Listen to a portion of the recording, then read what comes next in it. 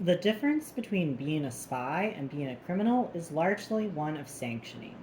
But when you've lost your sanction, it's important to know a few people who don't live on the right side of the law and don't care that you, for most of your life, did. Trust is the most important aspect of any relationship, but when you have two people with their particular agendas that might work at divergent angles, it's also important to have a strong sense of honor. You like someone, you don't fuck them, at least not in business.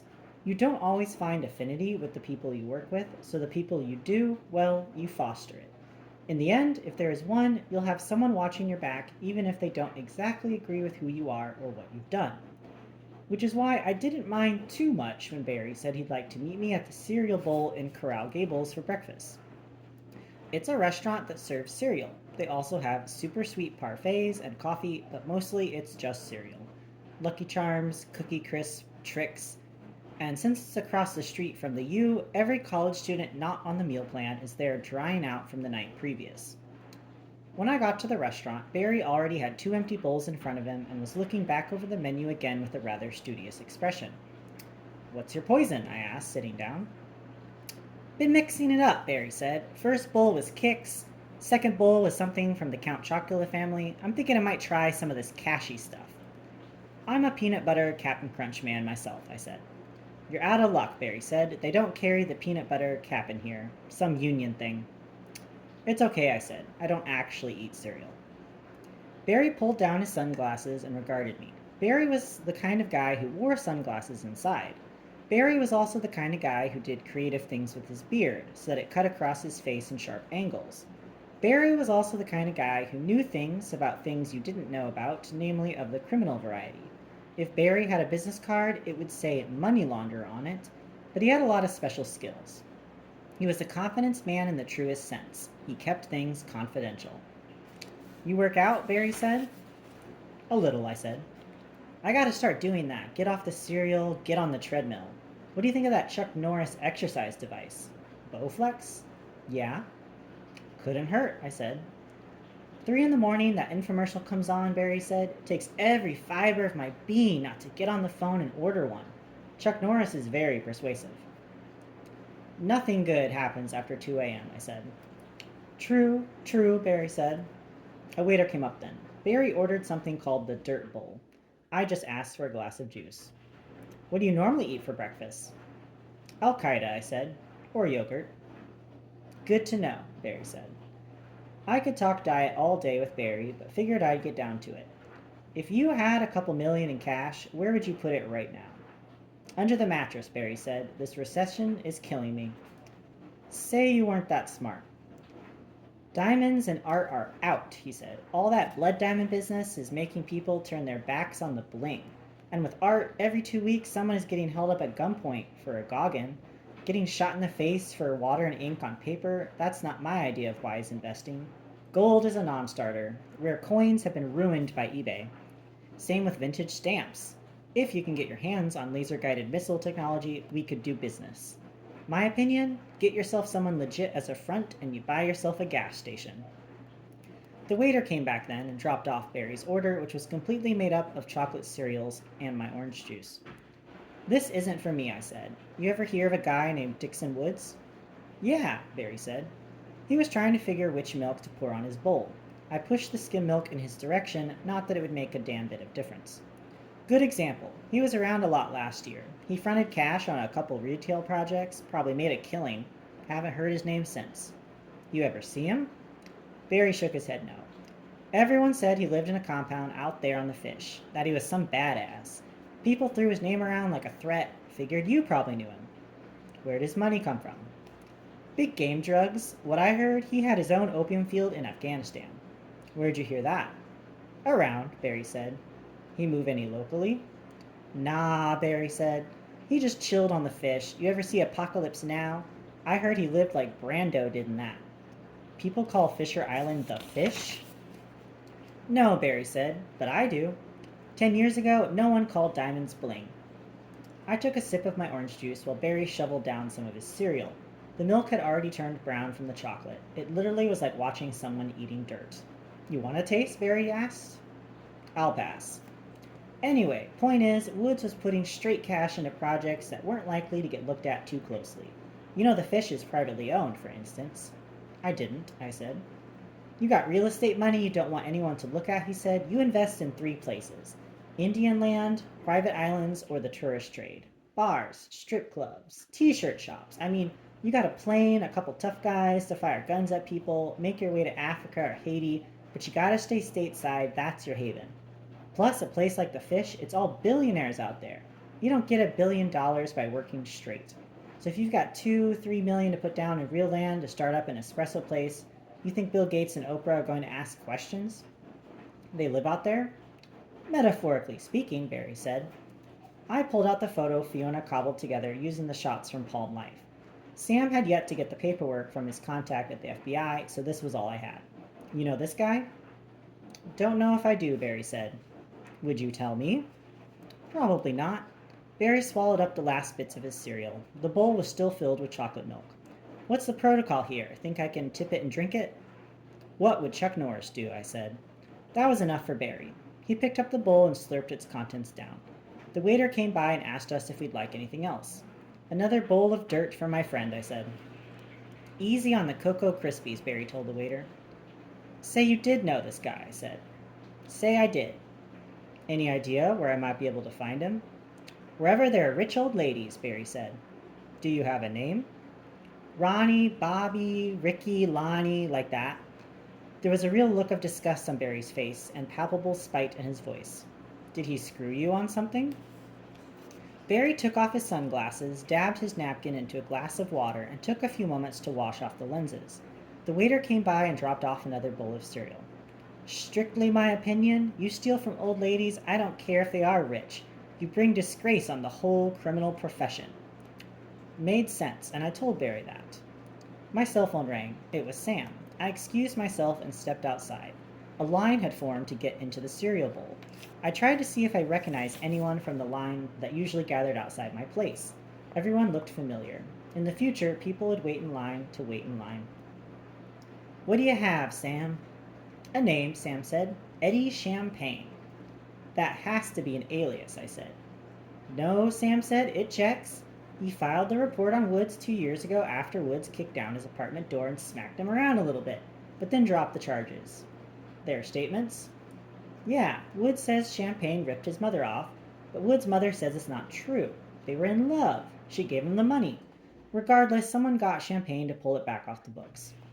Does Champagne have a sheet? Fraud, bad checks, theft, a gun charge. There you go. What else? Cricket's call came in, Sam said. The bad guys are coming tonight. Perfect, I said. What about the picture of Dixon? Cricket recognize him? No, I got my guy to pull Champagne's mug. No surprises there. It's her husband, or not her husband. How'd she take that? Your mom just kept pouring her drink, Sam said. That's always been one of her best solutions. Something's wrong, throw a little alcohol on it. Apart from that, how are they getting along? Like old friends. Really? No, Sam said. No, I said, I didn't figure that would be much of a match. Try to keep everyone placated. If you have to, lock my mother in the garage, just throw in a carton of cigarettes and turn the TV to E and crank up the sound. She'll be perfectly content. There's something else, Sam said. I got a call this morning from DC. Yeah? Whoever Natalia's source is has people listening, he said, and talking. And? That's all they said. Any line on who this is? Someone who doesn't want you coming off the blacklist, Sam said. Did you tell them it's crap? I mean, Sam, you were there for these things. Michael, if I tell them I was there, I'm just as culpable if people really start listening. It's my pension, it's my career, all of it. You think I don't know that? I said. I know you do, Sam said. Listen, I said, I think we can take care of all of our problems. Meet me at Cricket's, bring Fiona too. I hung up with Sam and went back inside. Barry was working on his new bowl. It was frankly starting to bother me in a real visceral way, so I didn't sit back down.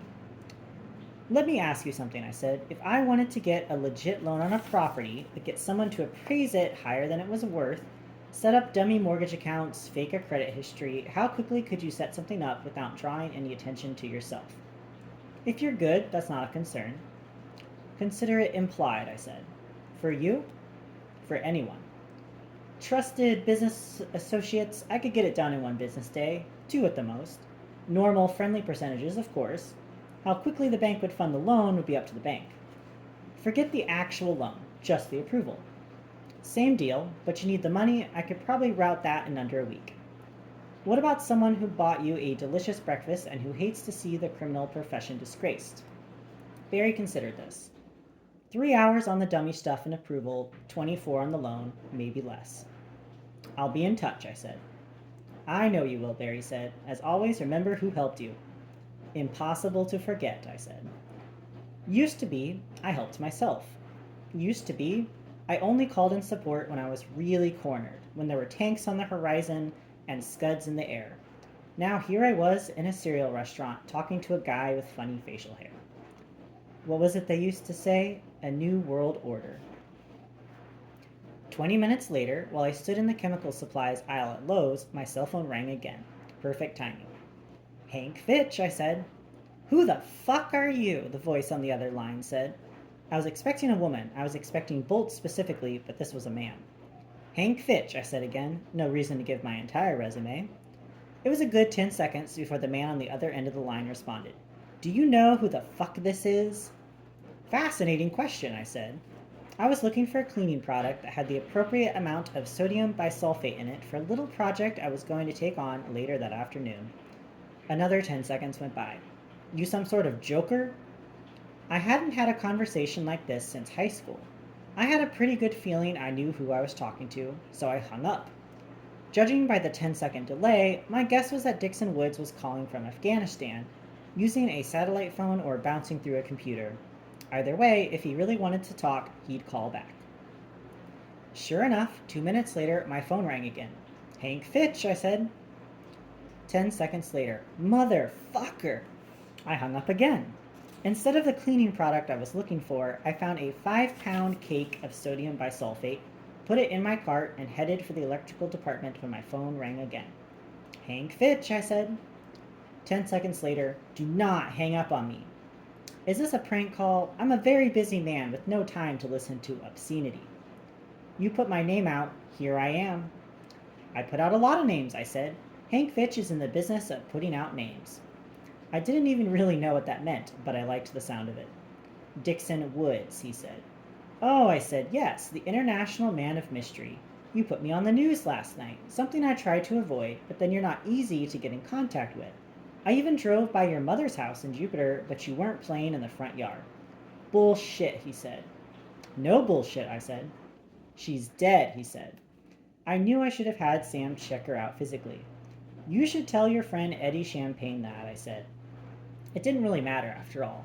For what I was thinking, she could be dead or alive or stuffed and mounted. You think I'm stupid? Yes. No, of course not. I know what your guy took from my folder. I know what he knows. He wasn't stupid. Here's the deal, Dix, I said. I'm a businessman. I have certain needs. Needs I sense a person in your unique position could assist me with. And what's that position? I pushed my cart outside into the garden section, picked up some new flowers for the front of Cricket's house, a couple pallets of daisies, considered some perennials, something to amp up curb appeal. I have a lot of money I want to spend on farm machinery, I said, and I understand you are in the farming business overseas, just looking to make a deal. Your sense is wrong, Dixon said, but there wasn't much conviction in his voice. The version of Dixon Woods that Eddie Champagne had floated out was too specific not to be based in some kind of truth, too believable to people who can actually do some checking if they have the resources. I've got $3 million I'd like to spend, I said. I will either spend it with you or I will spend it with someone else. It's little matter to me. But I figured a person like you, Dixon, with your background, would be able to handle this discreetly. As a token, I will take care of Eddie Champagne permanently for you. You might know that he's been putting your name out there too, and not always in a flattering fashion. Nevertheless, he told me what I needed to know about you, and drama aside, I was compelled. Instead of the normal 10-second delay, there was a pause of a full minute, during which time I pulled my cart back inside, took a look at some decorative stonework Lowe's had on display, moved toward the window treatment aisle. I appreciate that, Dixon finally said. I'm meeting this week with an old friend from way back east who is spending some time in Miami this month. I'd love for you two to meet, See if we can't find a mutually advantageous business arrangement. Stop worrying about inferior products from Colombia and the like, I said, just to see if Dixon would bite. To see if those little tacks on the map of South Beach meant what I thought they meant. I can be on a plane in the morning, Dixon said, in Miami by tomorrow night. I picked up a box of solar-powered Malibu lights and tossed them in my cart. A nice touch. Call me when you get in, I said. Don't worry, Dixon said. You'll know when I'm in Miami. And then this time, he hung up.